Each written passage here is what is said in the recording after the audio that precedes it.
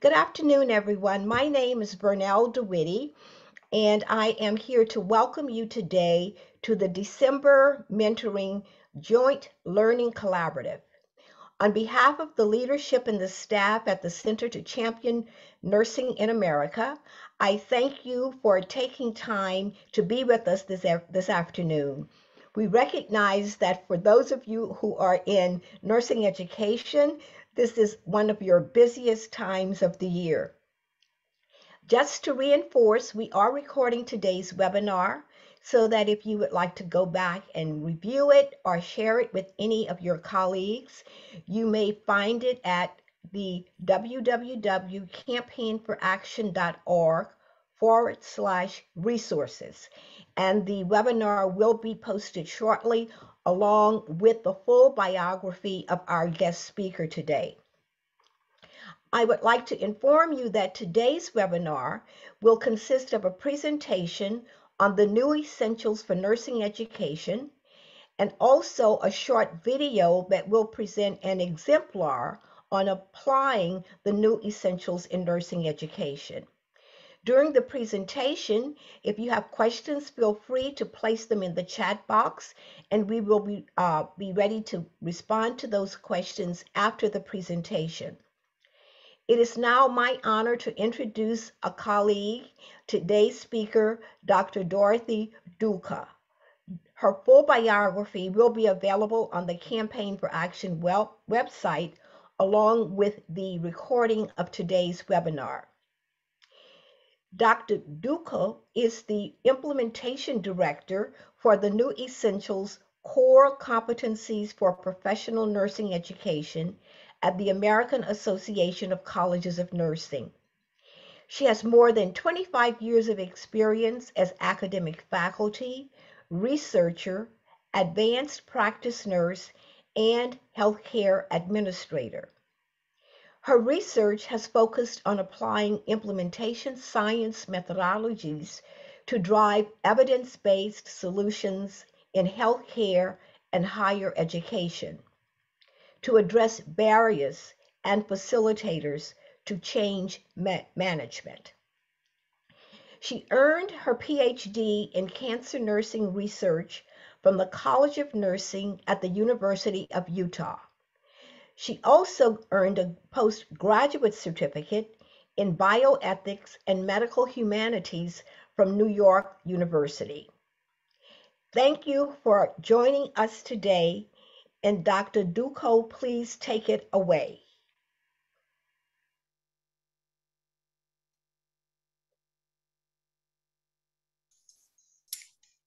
Thank you, Dr. DeWitty.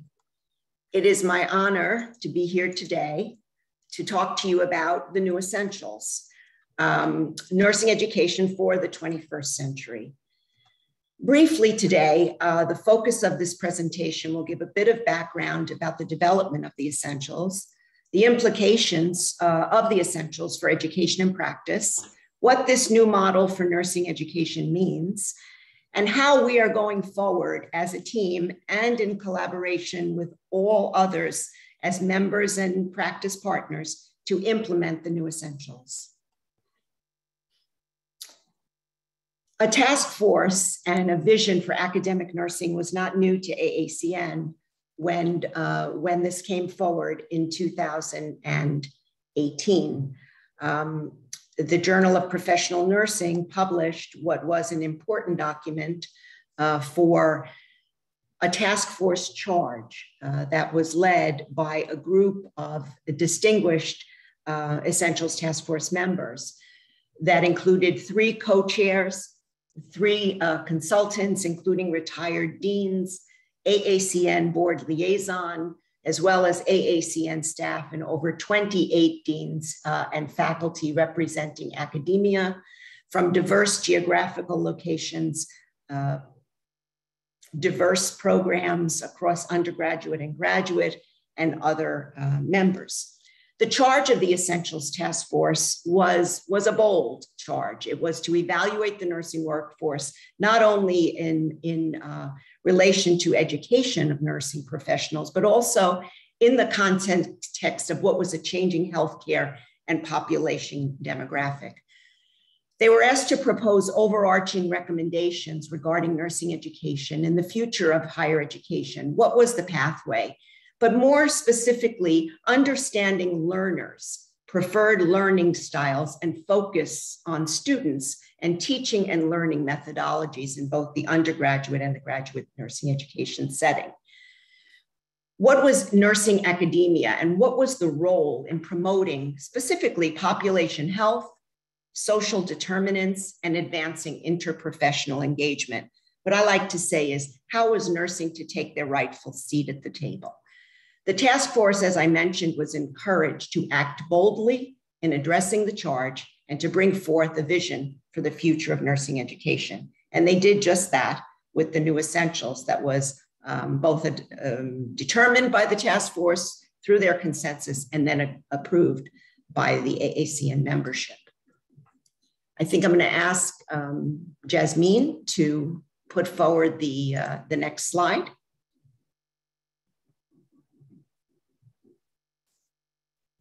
Terrific. So the essentials is nothing new.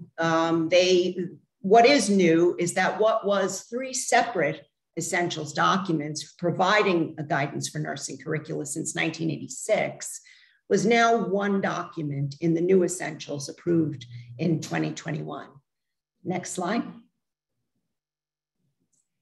The task force, not only of the special group of individuals from diverse areas and backgrounds, also solicited feedback from stakeholders, practice partners, AACN members, regulatory bodies, accreditation specialists, organizations that certify nurses in particular specialties, and employers.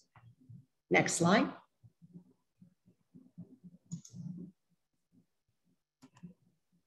So what we have come to understand, not only the task force understanding, but also as we continue the work in collaboration with members and beyond, we have come to understand a few things. It is a shared journey. It is complex. Nursing education, and especially higher education, presents unique challenges in need of a vision and strategic direction that is for the good of the whole, healthcare and nursing as a profession. Analytical skills, metrics, and measures, and also considering how collaboration and areas of persuasion and compromise would lead this journey forward. Didn't end with the task force. It only began there. The journey is continuing. The newly re-envisioned essentials truly should reflect the beliefs and aspirations of the membership of AACN and practice partners and healthcare and academic nursing and interdisciplinary practice. It was very important to the task force that practice partners gave equal time to the endeavor. They were engaged, they were insightful, their contributions were greatly valued. While I wasn't a part of the task force, it is very clear in meeting with and understanding more about the development of the new essentials that practice partners played a key role. Together, the Essentials Task Force identified gaps in how best to deliver professional nursing education, prepare for reality, and how best to transition practice and retain the workforce. Because it's not only about the education of the nurse in isolation, whether that be at the basic or advanced level, but then how does that practice-ready nurse now engage with the healthcare delivery system as a whole, knowing that nursing has always placed at the forefront the human being that is at the end of their care or with whom they touch and interact every day. We know that there are multiple degree paths in nursing education that vary in scope and expectation. So it has always and historically been somewhat difficult to articulate that which is truly the discipline of nursing or nursing science. And how does technical and professional level of nursing practice, how is that differentiated? How do nurses take their, again, I'll refer to this often, seat at the healthcare table as a discipline, as a science, and as a caring profession? Often practice has referred to what is a deliverable, a graduate, a deliverable graduate, And nurses are not deliverables. Nurses are human beings who are trained in the science of professional nursing, who bring special knowledge as their practice is not only underpinned with theory, but also in the caring of each individual human being through nursing science. So again, it is not a deliverable, but rather a nurse ready for practice, which is the important piece of all of this that goes forward. So what are the implications? I'll go over a few of these. There are many. These are the sections of the new essentials: introduction, domains, and concepts. We'll talk more about that, competencies and subcompetencies.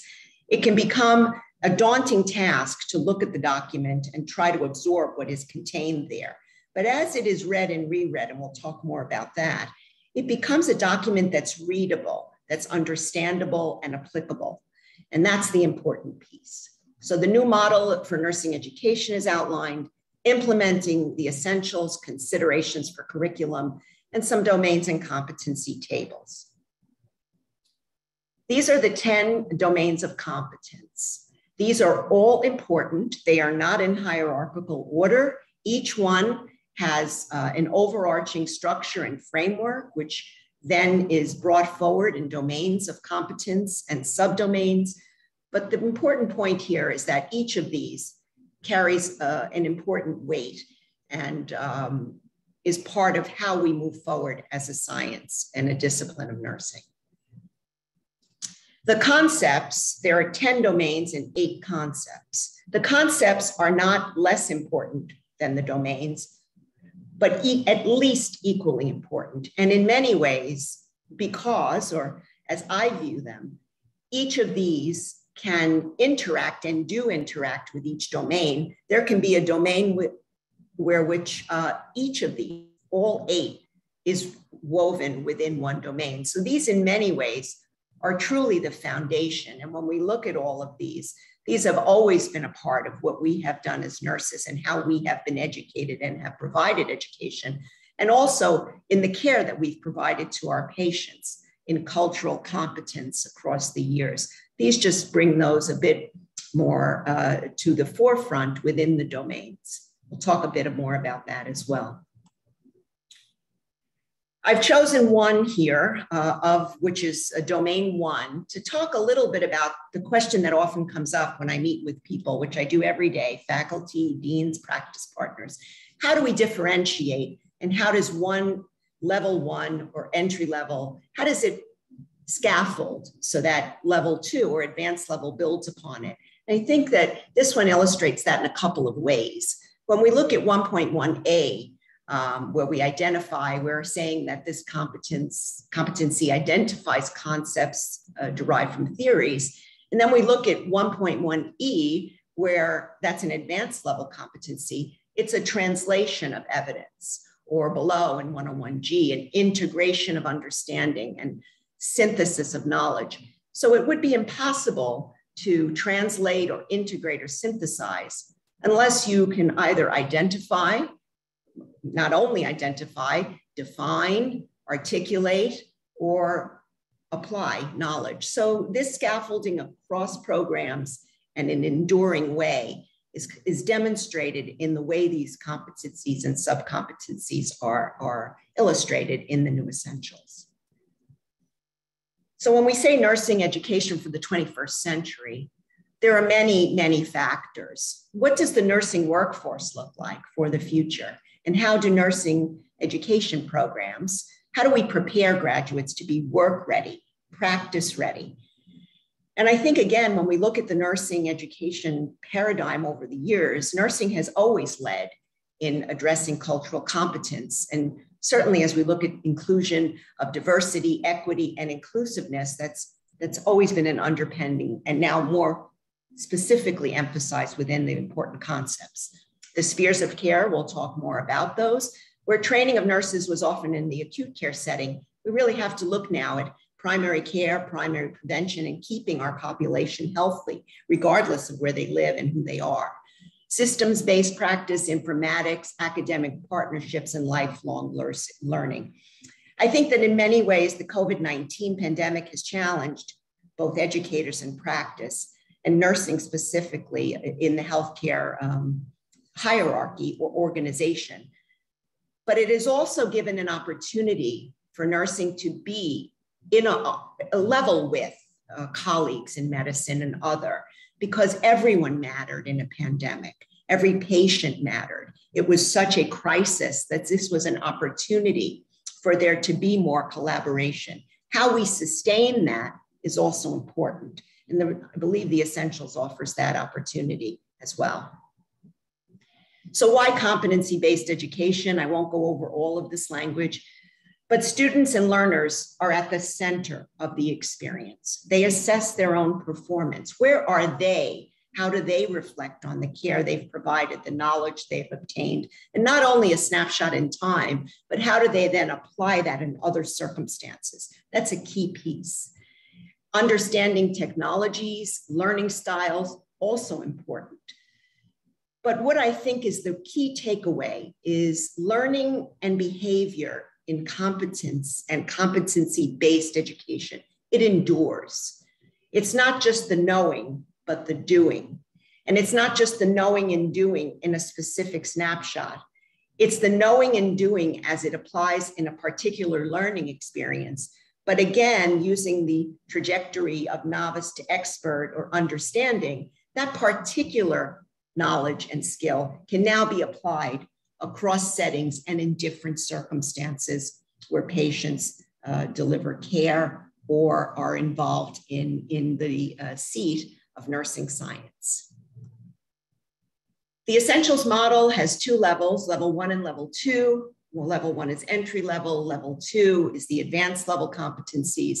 And the advanced level are, there is specific reference and importance to specialty organizations that certify or determine how, what is needed or required for an advanced practice nurse to sit for certification. There's quite a bit of detail on these two levels within each of the domains and threaded throughout the document. When we look at considerations for curricula, we see all of the 4 spheres of care. These are very important to the Essentials. Wellness and disease prevention, primary prevention, chronic disease management, regenerative care, which is acute care, and hospice and palliative care. My own heart leapt when I saw this as an oncology nurse for quite a long time. We've always emphasized supportive care is important, and now this brings it into a sphere. Simulation is used for curricula, direct and indirect clinical experiences, practice synthesis and immersion, all within these 4 spheres.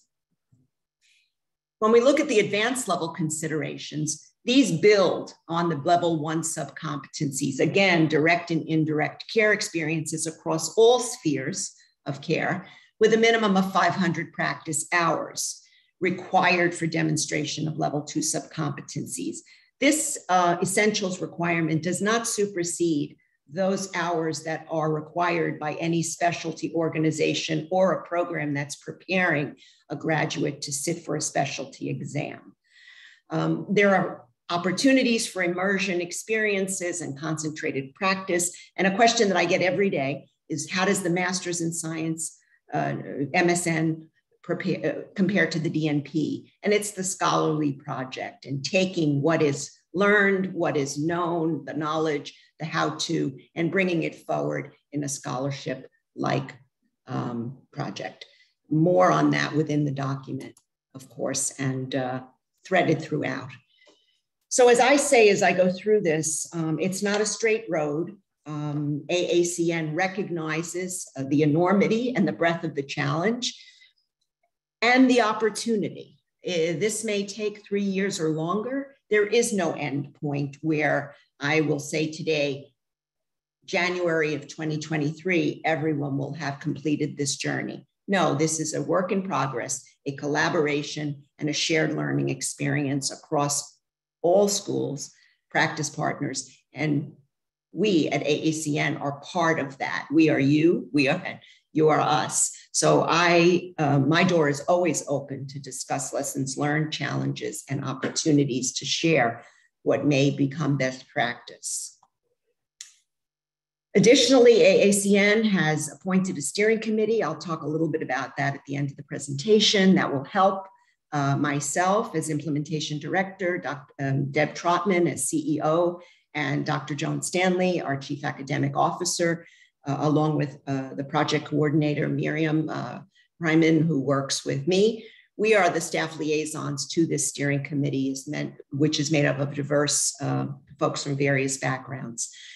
Faculty development, I'll talk more about the offerings of webinars. We have archived webinars that we've already delivered in the fall. Again, AACN's commitment is evidenced in me being here today as the implementation director, which was a new position that was put forward as I consider it to be a collaborator in helping as we do this along with the project coordinator. We have an Essentials Toolkit implementation section on our website, and this is rich with resources that we refresh every day, including competency-based education resources, curriculum mapping, assessments, learning strategies, teaching resources, content, and assessment. We have 18 work groups that are developing materials and resources for each of the domains and each of the concepts. We are surfacing these as they come forward. We're currently working on a searchable curation, content curation and taxonomy tool, where we are asking for input on how best these resources can be searched based on level 1, level 2, and other criteria. How would faculty best use these? Our webinars are here as well. More information about the steering committee. This is a rich resource. And we also take information from our members who will reach out and say, I developed this great tool. Here it is. And we credit and cert and we surface those as well. More webinars to come. So what can schools do now? Gain a full understanding. Take the time to read the essentials. It appears dry. It isn't. It actually is a readable document. And as you read it more, it suddenly becomes easier to incorporate. Crosswalk the essentials, and we have some helpful tools to do that. Where what is your current learning outcome for a particular course, and how does that map to any of the domains? And look at what is easy here, because in many cases, what I'm finding in working with everyone is that a learning outcome may not require or a course an enormous revision, but rather maybe a modification so that it can become more in line with what is the new essentials. Faculty development and engaging with practice partners. There is a lot of exciting work, especially with DNP projects in particular that come to mind, where academic partners and educators and faculty are partnering with healthcare organizations and saying, what are your strategic plans and how might we fit a scholarly project in so that everyone wins here? Your strategic plan and goals and needs are evaluated as an organization, and our student has a chance to showcase the work they're doing with their project. What do we do together? Always partnership, innovation, collaboration, sharing of best practices. I'll have some workshops that I'll be sharing with many members to talk about how to share best practices, including practice partners. A commitment to lifelong learning. And yes, there is a business case sometimes to healthcare organizations. That's the reality. So how do we make that a winning opportunity for the patient?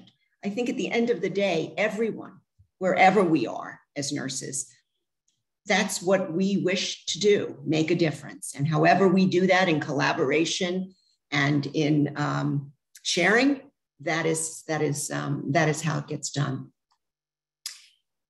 Formalized relationships, a little bit more about practice partnerships are important. Research is important. And how are these competencies? What is the so what? So we've implemented competency-based education. What does that mean in the long term for a student who's now a practice-ready graduate? How do they then demonstrate that this made a difference? This is all work that will be coming forward. The Association for Nursing Leadership, AONL, Deb Trotman, our CEO, is actively involved in working and in conversations related to how to move this forward in the nursing leadership sphere. And we have resources on our AACN website related to academic practice partnerships, tools and practical guides that are available, more to come.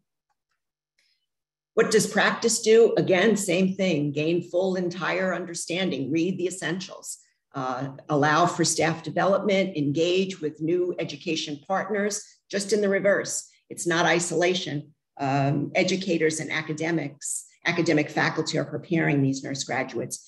Strategic plan sharing is important.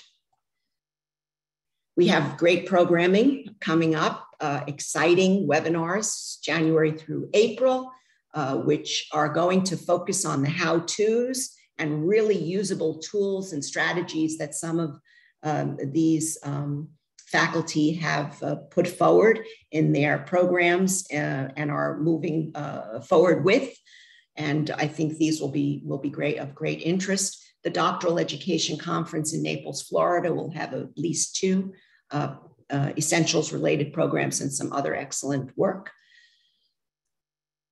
What about CCNE? Everyone asks. They are a separate organization. They have a board. We are separate from CCNE as AACN. The next regular review of accreditation is scheduled to begin in 2022. The board may decide an earlier review is necessary, but that would have to happen pretty quickly. I'm not sure when in 22 that will be. The CCNE provides notice and they put that forward to the membership for comment following all of these activities, so more to come there. This is our AACN Essentials Implementation Steering Committee, which will be co-chaired by Jerry Mansfield, representing practice, and Jackie Dunbar-Jacob from academia, as well as our other esteemed, and I am honored to work with every esteemed member of this steering committee going forward. With that said, I will leave it to questions, and thank you for your time and for this opportunity to share a bit about the essentials. It's been an honor, and I look forward to the rest of this meeting. Well, thank you very much for such an informative presentation about the new essentials and what we can expect as we move forward. I see one question in the question box, and I don't know if you would like to unmute yourself and ask your question, or do you want us to read it?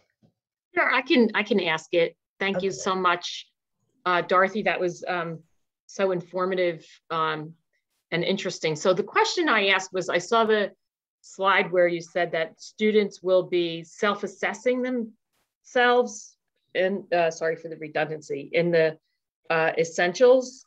And so my question was, what supports are they given to self-assess, and what supports are they given to improve themselves and help themselves grow?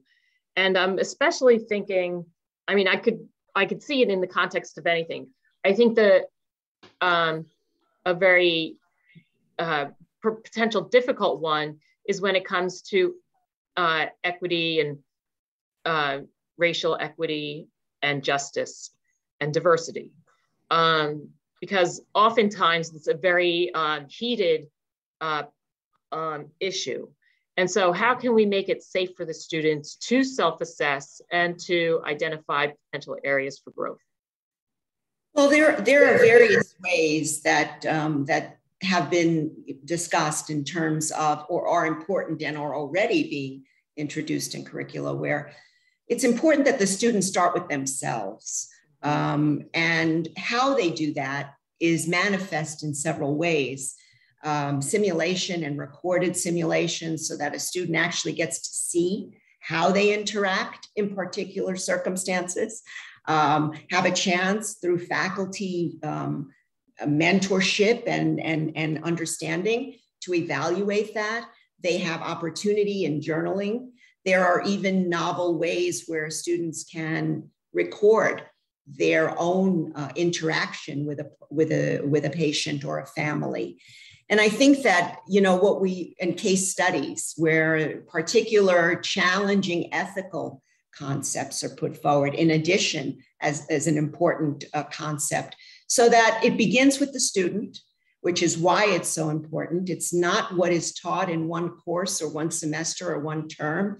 It's what we live every day as we deliver care to patients and families, as we educate students. It's not how we dictate that, but it's how the student self-reflects and begins to understand their own perspectives. I've given several presentations prior to AACN on resiliency and on compassion satisfaction. And part of how anyone approaches a patient, I always take it back to the patient, is through their own lens. So wherever we go, there we are. So it's important to look at that lens and to look at oneself. And that's what competency-based education does, and the Essentials fosters, so that all of these concepts, and as we surface these toolkits, there are novel ways that faculty can engage with students to encourage this self-reflection in the use of various strategies, learning strategies. So it's really important, and the question is good, and there's more discussion that will come on this, but it's certainly at the forefront. Okay, great. And does it recognize, do you incorporate anything by any chance about the National Academy of Medicine's Future of Nursing report from this year? Yes, great. And we've recently placed on our implementation toolkit site, there's a little bit of a crosswalk there. It's the Essentials and the National Academy and the Future of Nursing, and how all of these interact and integrate, and how they really are important to one another in several key areas. So yes, that is also available as a resource. Terrific. Thank you for doing the that. question. Okay. And we have one more question before we move on to the video that we would like to share with you. And Dr. Barksdale, do you want to ask your question, or do you want me to read it? You can read it. Okay, all right. The question from Dr. Barksdale is this: what should schools of nursing be doing right now to prepare for transition curriculum based on the new essentials? What is the most important thing to do? To have a look at the current curriculum and to crosswalk it with the new essentials, and to look for gaps, because often those gaps appear that they're not as monumental as one might think in taking this undertaking forward, but rather are simple revisions or changes that are modifications in learning outcomes. We also have posted some very helpful crosswalking tools, both at the BSN entry level and MSN on our website, and those are available to share. So beginning with the crosswalk, looking at what's easy to modify, and then taking it to a level deeper and looking at what the gaps are. It appears that once schools start to do this, that the gap is not quite as large as one would imagine. Again, I know this is the last question. I will provide my email to Jasmine, and Dr. DeWitty obviously has it. I'm always open to meet, to talk, to Zoom about questions that come up or ways that we can help in moving this forward to make it easier. Okay, well, thank you so very much. And now we're going to move away from this Q&A. Hopefully, Dorothy will remain with us while we look at the video, and then we can have a few more questions.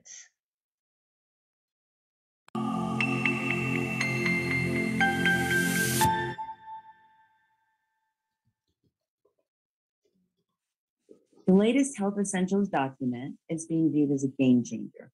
The competency-based approach is an effort to create a more unified product that all stakeholders easily identify and recognize. The Essentials also identifies diversity, equity, and inclusion as a very broad and important concept for the Essentials that, while not identified as a domain, should be considered throughout every domain. Today, I'm going to highlight how DEI could be illustrated within 3 domains. The first domain is the population health domain, domain 3, which is a new domain in a new concept rather in the Essentials. Population health refers to the health status and health outcomes within a group of people rather than considering the health of one person at a time. And we think about it across the healthcare delivery system in terms of collaborative activities that work to improve the population's health status. And the goal of this is health equity. Our students need to learn about systems interventions to achieve population health goals. And this is where we consider health determinants, assets, barriers, and inequities, along with assessing the priorities of a community and population. One thing that we can use to help our students is thinking about zip codes. And far more than our family histories or our genetic code, our zip codes, the place we call home, remains the single greatest predictor of long-term health and life expectancy. We can use our zip code in our teaching learning assignments. Consider having students learn about different attributes in a population based on zip code. I'll use an example of Washington, D.C., where the difference in life expectancy between our nation's capital's longest lived zip code, 288, and its shortest, 220, is a staggering 32.9 years. Yet the physical distance from Tony Friendship Heights to hard-pressed Berry Farm is less than 10 miles. This disparity shows how health is profoundly affected by our environment, the air we breathe, the food we eat, the services we have access to, the opportunities afforded to us. And it's no coincidence that Friendship Heights is a majority white neighborhood, while Berry Farm is a predominantly Black neighborhood. Nor is it a fluke that similar racial disparities show up in neighborhoods across Chicago, New York, Los Angeles, and other major cities. Up close, what we really are looking at when we study social determinants of health are the enduring health consequences of racist policies and prejudice encoded in our society. Having students to think about those differences and to really examine the areas increases their learning. Food deserts, when income is accounted for, occur more frequently in Black neighborhoods. Black Americans, owing to racial segregation, are more likely to breathe polluted air, drink lead-poisoned water, and the list of inequities goes on and on. So consider taking this a step forward. What if students looked at the data in the EMR and captured the zip codes of patients who miss or don't show up for appointments? What if students then look at the attributes of those zip codes?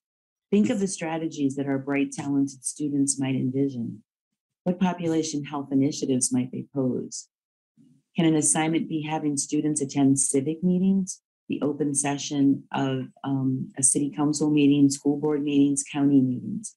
How much would the students learn about the health of a population, and how much would the students learn about strategies to move change forward within these systems? Another example is from a colleague at Boston College, Judy Bessie. It's very talented and creative. And she came up with this exercise to help students understand health insurance and access.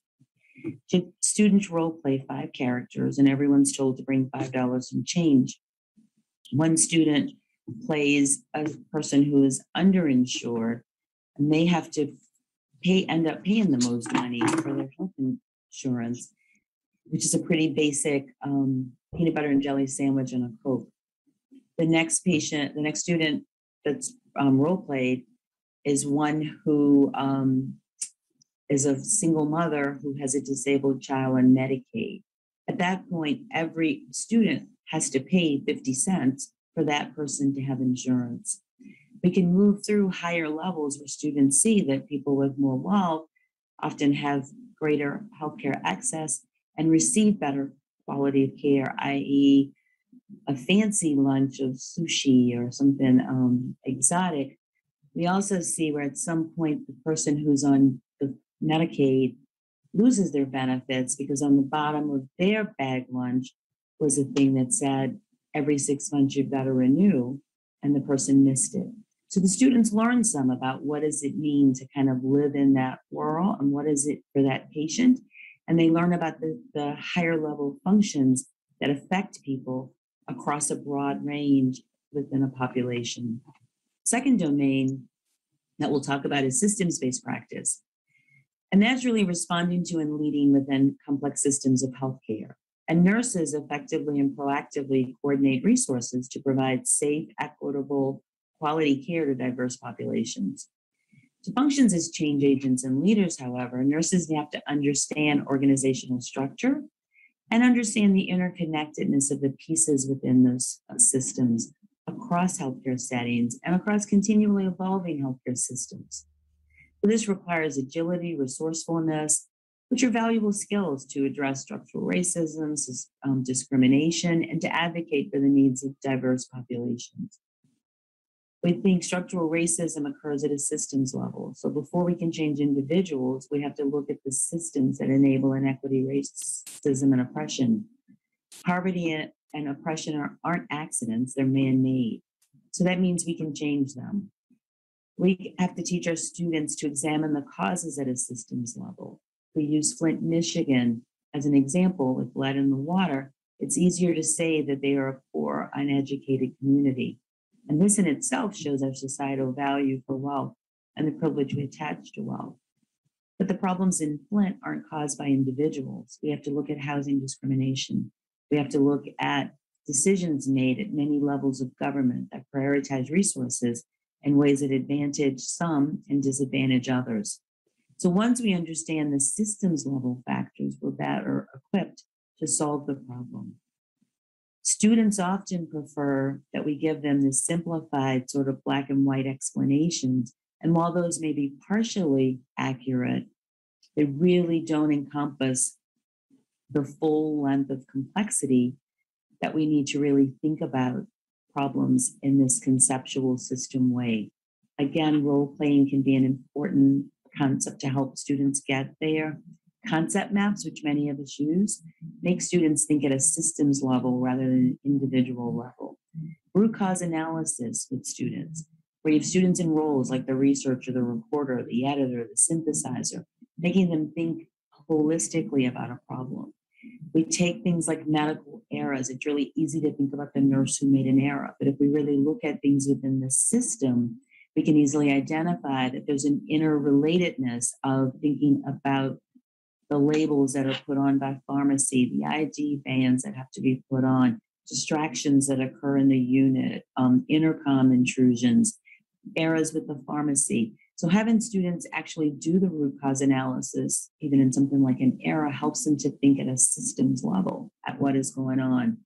Game-based strategies is also a helpful way to break up high-level concepts. Kahoot is one of the biggest ones that everyone's using, but any instructor can go on this game-based learning platform, create quizzes, create material. And oftentimes, if we think about it, if we're talking at a systems level, having a progressive set of quizzes or set of questions within quizzes that move students up to higher levels so that they're not just at this simple thing of thinking of what is an issue, but really talking about the why this issue occurs and what are the other factors that contribute. Another good example is having students work with a patient in the hospital through discharge and into the ambulatory care center. We remember that discharge is considered by NCLEX at this higher level function that should be done by a more experienced nurse. But many times, students are the ones who are doing the discharge. Following a patient through this system enables them to see the problems that arise and contribute to readmission and that dreaded non-compliance.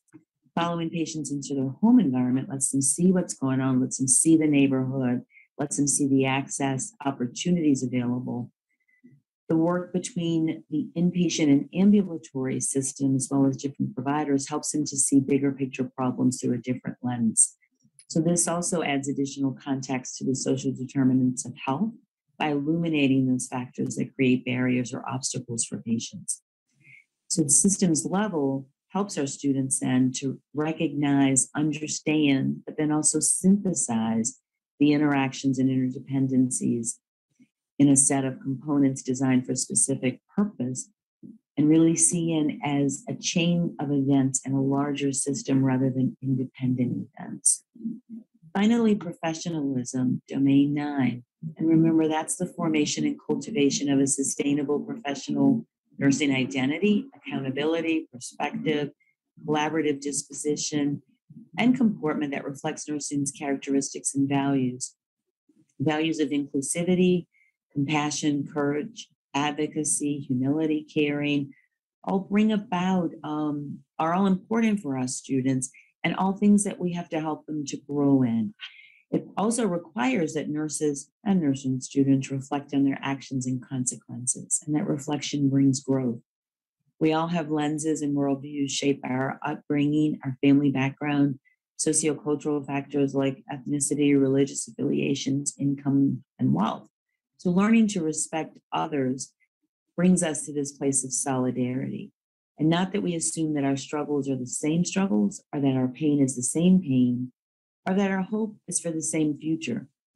Solidarity is not the same as support. To experience it, we need to build a community of interests, shared beliefs, and goals.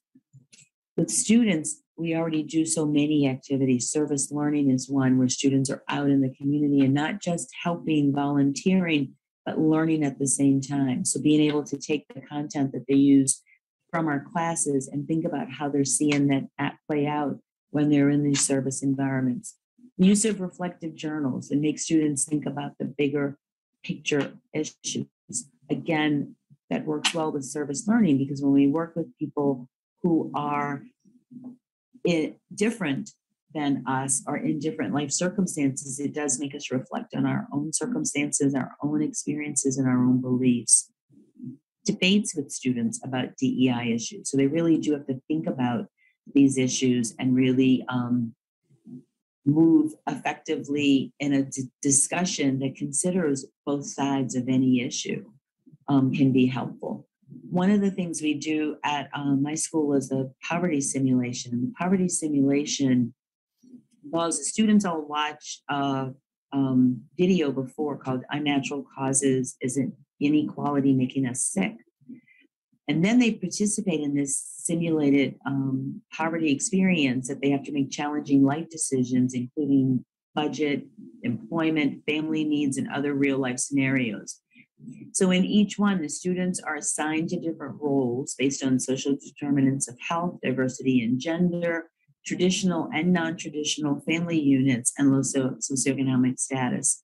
And we do 4 weeks, but each week takes 15 minutes. And so within that week, it's a huge enterprise because our entire kind of big community space is spread up. Lots of community members come in and help, and we have all these different agencies and all these different things set up. So they have to go to work, they have to bring children to childcare, they have to make sure the kids get to school, they have to pay their bills, they have to go to the bank to cash checks, and things happen within the time. Someone's home gets broken into, all of their money's gone, someone loses a job. Suddenly, and each 15 minutes is a new week. In, I think, week 2 or 3, the school has spring break. So then childcare becomes an issue. How can I go to work? It's over 300 students, faculty, and guests. It's students for us in dental medicine, medicine, and nursing who attend this. And then the debrief is really important. So part of the debrief has community guests who, a former homeless person and substance dependent individual. We have individuals who are like directors of local agencies that serve low-income individuals and connect them with resources. And they sort of share their experience. And then the students really do discuss their experiences. They discuss how it felt. They really think about what this means for people. So experiences like that help students to examine their values, to explore their biases on other less advantaged individuals. They make them think about health disparities. And really learn from the experiences of others and participating in this. And the students love it. It gets highly rated every time. The community loves it. So this is a good example of a way that we can help students in their movement and the professionalism and their professional values. So finally, my plea for all of you is to be brave.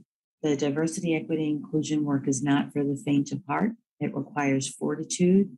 It requires bravery. You're taking on the status quo, and people fight because we're changing the way it's always been. People lose sight that equity and human rights are like air. There's enough for everyone. We sometimes feel that it's like pie and there won't be enough for everyone. So we cling to what we've always known. And the isms that racism, sexism, classism, that undergird oppression are so deeply rooted in our society that working to change them can be perceived as anti our society or being anti our communities. Diversity in workforce creates friction. It forces people to work harder. It challenges their assumptions and makes them less sure of themselves. It can be uncomfortable to talk about because diversity, identity, and one's sense of belonging are all highly emotive subjects. They mean so much to all of us, and they're rooted in both our positive and negative experience. For some, sharing and talking about personal issues isn't for the workplace. And also, so much of our personal worth is tied to what we do for a living. So it's hard. We fear change. Some benefit from the biases and don't want that to go away.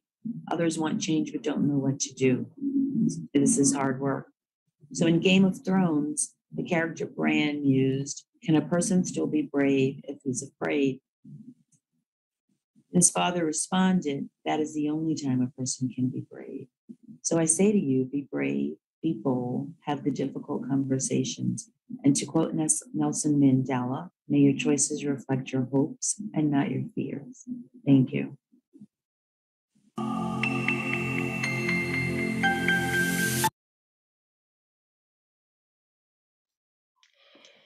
Okay, thank you so very much for being so attentive to that video.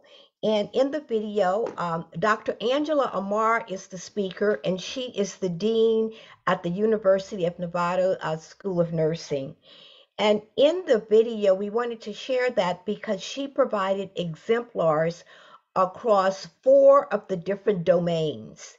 And she gave examples in terms of how you are able to bring the reality to those domains. She spoke from the concept of diversity, equity, and inclusion, which is one of the concepts that permeates across all of the domains. So at this time, I'm just wanting to open things up for questions or comments or any additional reflections that you might have. And Dorothy, I don't know if you want to get us started. Well, I would say that Dr. Amar really touched upon, as you mentioned, Dr. DeWitty, what are some of the key ways to integrate the important concepts, including diversity, equity, and inclusion within a curriculum. And most importantly, I think, or for me, what really spoke was this assessment that occurs over time and becomes more complex. So it's not just the individual patient, but then it's the patient within the context of a community, within their own way of living, their own needs, their own area, so that it's not just individual, but global. And that's how this all builds one on the other. And I think she really hit on some really key points on how to do this with students that were very meaningful and tangible. So I am truly moved and totally engaged with Dr. Amar. I hope she continues to work with us as we put the essentials forward. Yeah, well, thank you. Sure. Is there a comment? I'm thinking, did someone unmute themselves? Okay, well, we're almost at the top of the hour, and I want to once again remind you that the webinar is going to be posted to the campaign. Oh, and Jasmine has the web page up for you already, and this is where you'll be able to find today's webinar. And I would like to leave you with some of the key takeaways, at least from my perspective, from our guest speaker. And the first is to start where you are, looking at your curriculum and doing the cross mapping, remembering that this is a journey, it's a process, and it takes time, and that it may not be quite as difficult if you once you start to work through it. So become familiar with it. The document is available on the website as well as resources, and today's webinar will be posted. And I see Wynn has left a thank you for your presentation today and facilitating this exciting webinar. So if there are no other questions, again, thank you for joining us, and you will be able to find us on the Campaign for Action website, and enjoy the rest of your afternoon. Thank you.